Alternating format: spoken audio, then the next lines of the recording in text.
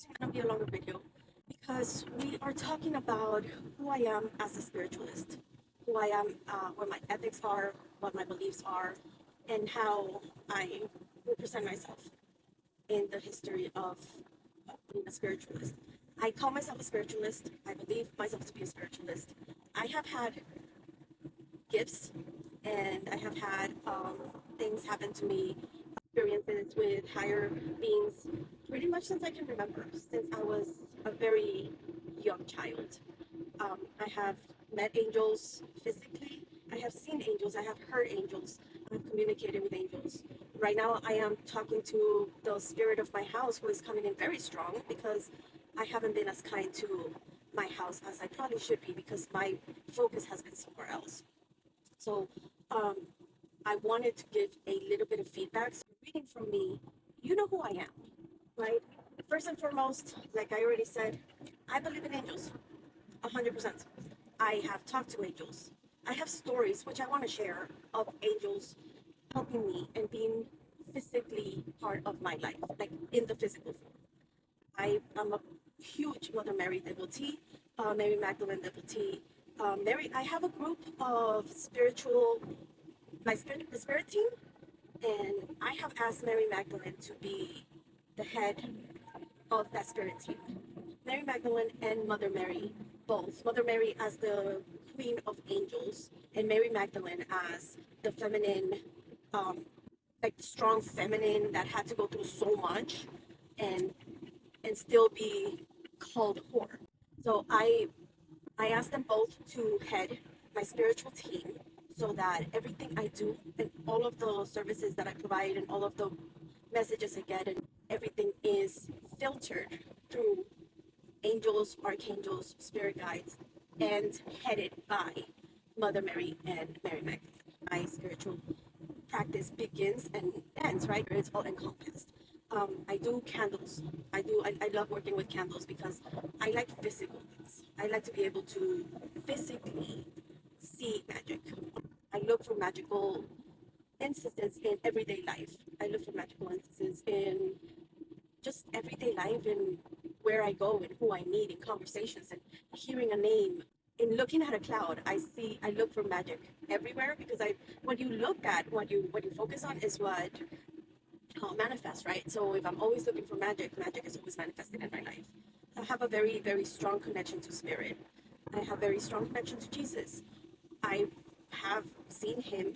I have cried on his lap in meditation. I have created meditations where I have been able to talk and deal with my younger selves to try to heal some of the trauma. So my spiritual practice is a very, very rooted one, very based one, based in ethics.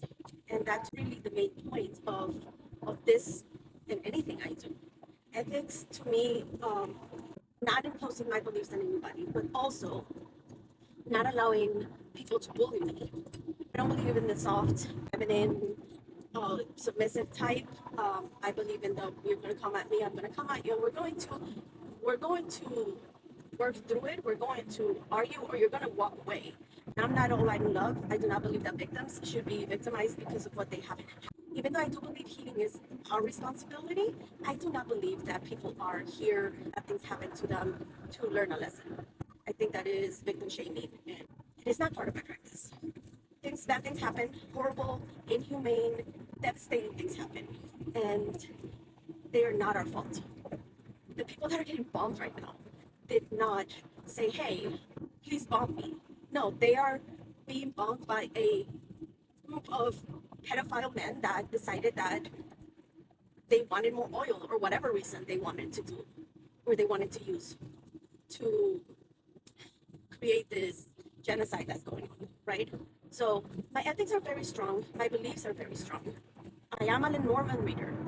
I try tarot. I like tarot. I enjoy tarot, but I love it. And my goal by the end of this year is to be a Lenormand master. Eventually, I want to have Lenormand classes and bell classes. Eventually, I want to create community where we do all these things. Lenormand, where I can teach you how to read Lenormand, where I can teach you how to talk to your spirit guides, talk to your house spirit, how to work with the spirit of everything around us to create a magical life.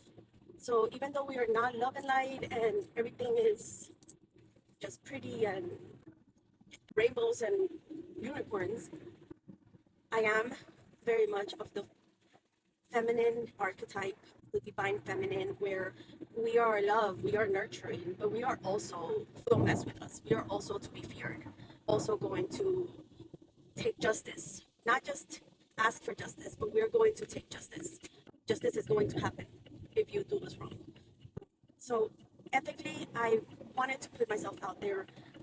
When I do my readings, I try to make it fun. I try to make it like simple and to the point. But my readings, when I want to do a reading, you get depth, you get in depth, things that you might not want to hear, and things that your subconscious is trying to tell you, and you're communicating through the cards to get that message across. Maybe you haven't been able to decipher yourself, just because sometimes that's what happens. Sometimes a reading is just your subconscious saying, hey, pay attention to this part of what's going on. And when you do pay attention to it, then you can make better choices or keep making the same choices, the knowledge of what is being told, right? So Lenormand is the way I communicate with spirit. One of the many ways I communicate with spirit, but it's my favorite way to communicate with spirit. And my goal is to be a master reader by the end of this year. So anyway, just wanted to tell you a little bit about who I am and what my ethics are, and hopefully you follow me. Let me know if you have any questions. I love you. Bye.